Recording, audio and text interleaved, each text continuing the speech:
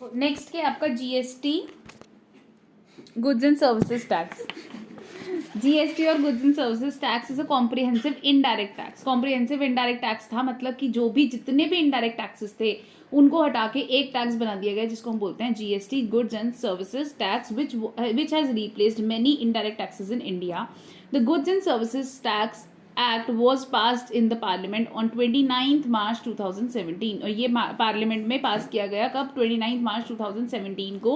The act came into effect on 1st July 2017। ये जो act है वो कब आया? 1st July 2017 में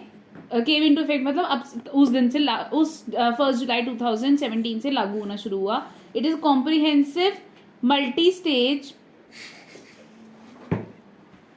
It is a comprehensive multi-stage destination-based tax that is levied on every value addition की हर एक value addition पे ये टैक्स जो है वो लगाया जा रहा था। वैल्यू एडिशन का मतलब कि भाई जैसे अगर हम बोलें कि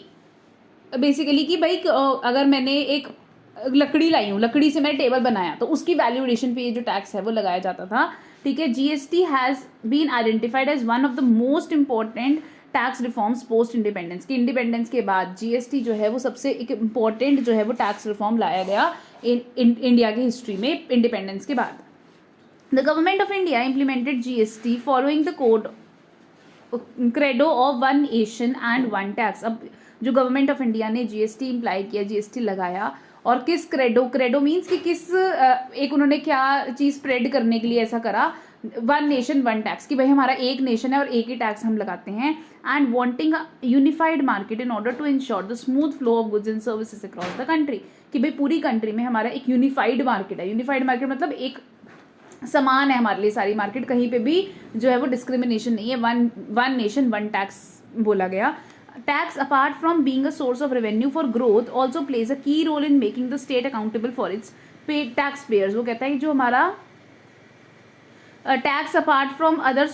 टैक्स जो है वो सिर्फ हमारे ग्रोथ, रेवेन्यू फॉर ग्रोथ के लिए नहीं, मतलब कि अगर हमारे जो गवर्नमेंट है उसको ग्रोथ करने के लिए ही नहीं सिर्फ टैक्स की ज़रूरत है, but also tax apart from being a source of revenue for growth also plays a key role in making the state accountable to its taxpayers कि भाई जो उसके टैक्स पेयर्स हैं, मान लो कि अगर हम टैक्स दे रहे हैं, हम किसी एक लैंड के लिए, हम लैंड जैसे अगर हम देखा जाए कि अगर हम एक टोल टैक्स देते हैं, ठीक है, टोल टैक्स कब दिया जाता है कि अगर वो सड़क पूरी अच्छे से बनी जाती है ना, उसके बाद हाईवे बन गया, उसके ऊपर एक टोल टैक्स लगाया जाता है। तो बेसिकली क्या है कि अगर हम स्टेट को टैक्स दे रहे हैं, लैंड टैक्स दे रहे हैं, ठीक है, कोई भी टैक्स दे रहे हैं किसी भी तरीके का, जब हम टैक्स देते हैं तो जो हमारी स्टेट है जो भी हमारे से टैक्स ले रही है वो भी हमारे लिए अकाउंटेबल हो जाती है, वो भी आंसरेबल है हमारे को कि अगर हम जब टाइम पे टैक्स दे रहे हैं तो वो लोग काम क्यों नहीं कर रहे हैं। ठीक है, तो वो कह रहे हैं कि tax apart from being a source of revenue, कि एक रेवेन्यू के फॉर्म में तो गवर्नमेंट को मिल ही जाता है टैक्स जो है, पर वो लोगों को अकाउंटेबल भी है, लोगों को आंसरेबल भी है भी, वो जो टैक्स पेयर पे कर रहे हैं टैक्स, कि उनको अकाउंटेबल भी है कि उनका पैसा कहाँ जा रहा है। Effective taxation ensures that public funds are effectively employed in fulfilling social objective for sustainable development। कि इफेक्टिव टैक्सेशन, एक अच्छा टैक्सेशन सिस्टम कि भाई अगर हम जो टैक्स पेयर हैं प्रॉपरली आपको टाइम पे कर रहे हैं टैक्स, तो उनको वो उनके जो फंड्स हैं, पब्लिक फंड्स हैं, वो हमारा भी गवर्नमेंट का भी फर्ज बनता है कि भाई वो सही से उसको एम्प्लॉय करें कि उनके सोसाइटी के ऑब्जेक्टिव्स जो भी हैं और सस्टेनेबल डेवलपमेंट में वो जो फंड्स हैं वो यूज़ हों। सस्टेनेबल डेवलपमेंट का मतलब क्या है कि इस तरीके से फंड्स को, इस तरीके से चीज़ों को यूज़ करना सो दैट कि आज की जनरेशन को तो फ़ायदा मिले ही मिले और साथ में आने वाली जनरेशन को भी फ़ायदा मिले। सस्टेनेबल डेवलपमेंट का मतलब यही होता है कि भाई आज की जनरेशन के इस तरीके से रिसोर्सेज को यूज़ करना कि आज के लोगों को फ़ायदा मिले और आने वाली जनरेशन को भी फ़ायदा मिले, दैट इज सस्टेनेबल डेवलपमेंट। ठीक है, among other benefits, GST is expected to improve the ease of doing business in tax compliance, reduce the tax burden by eliminating tax on tax, improve tax administration, mitigate tax evasion, broaden the organized segment of the economy and boost tax revenues। वो कहता है among other benefits, GST